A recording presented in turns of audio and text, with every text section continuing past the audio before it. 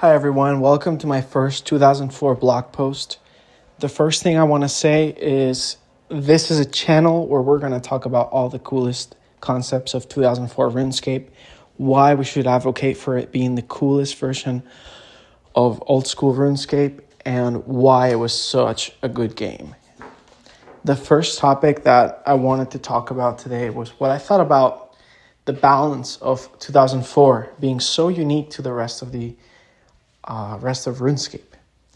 Now let's start with why each skill was balanced the way it was. And people think about maxing, and I think the design of the game had nothing to do with maxing. Of course, every skill that you max has a value to the balance of the game. And even if you felt like any sort of skill in 2004 needed more updates, I won't say it doesn't, but it was perfectly fine for the time. So let's start with the crafting skills. Why would anybody want 99 smithing? See, in a normal world, that's fine. 99 smithing only gets you rune, and rune doesn't cost too much. Think about the alching value of the rune items. Think about how quickly, without needing to do anything, you could rebuild. Say you lost 10k stacks of rune arrows, you lost all your nature runes, you lost all your armor, you lost your cash stack. Very quickly, you could get yourself a huge cash stack and rebuild because you have the smithing level to make the rune items and you can alch. Then you think about, well, rune crafting, like what is the point of getting rune crafting past 90? Why do I want the double natures? Well, when you get double natures, that's a really powerful tool to get double natures. Say you need to rebuild, or you need to make a good cash stack, or you're trying to level a skill that's really expensive like Airblore or Prayer that you need to buy a lot of items for. Well, you're going to realize that the less trips of Rune Ascents Mine, the less trips of nature runes, the more things you can alch faster, and that's going to get you a huge profit really fast so that you can buy those really critical skills. Getting rune crafting, of course, needed the law rune upgrade. It needed the death runes. But at the time of 2004, just being able to craft nature runes was a huge upgrade. And it required a huge grind already. And I don't think they wanted you to put away rune crafting till the end. I think rune crafting is well suited in 2004 to be a starter skill that before you even have a single cash stack, you quickly can mine some rune essence and you can start getting the air runes, mine runes, and quickly you can get some drops and get enough, or even sell the rune essences and runes to buy yourself your first fire staff. In that moment, you could go up to the wilderness and kill the greater demons at a chance of getting an amazing, I think it's rune plate legs drop, which was going to get you 40k. And that was going to get you enough money to get your rune pickaxe, which will speed up your entire rune crafting. So why would you want fletching though?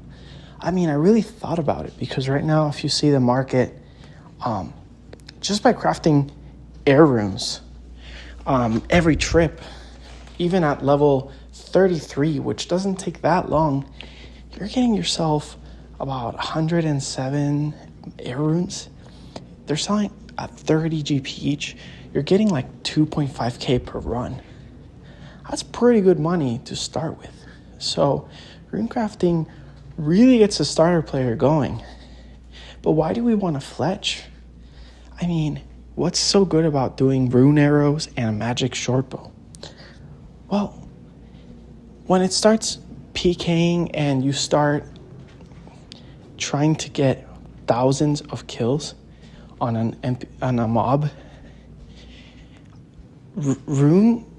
Runes are too hard to get in large quantities, and for PKing it is not that great, but ranged is where it comes in clutch. With an MSB and rune arrows, yeah, you can hit me for 23s with your dragon longsword, but in the same amount of ticks, I'm getting double the ticks. You better hit 2 high rolls on your dragon longsword, because on the 5th rune arrow MSB shot that I do with my black dragon hide, I'm hitting you for 15, 14, 15, 14. You can't keep up with that. You cannot keep up with that.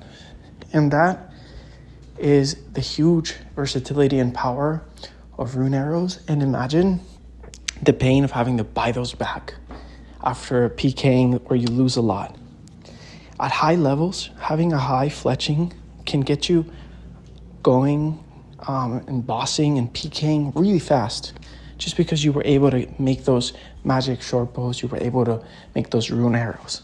So then crafting it, it's like, oh, honestly, crafting is a huge skill, because you can still aug those black dragonhide bodies. They're amazing augables. It's great armor. It's level 70 armor. And you're able to make all your jewelry. You're able to make glories which teleport you, and in that time, teleports, one-click teleports, or I think it's click and then select the Heroes Guild, or I think it was Edge Build 2, it lets you. That's huge. In the wilderness, you can get out quicker because of the glory. I mean, this was a huge upgrade.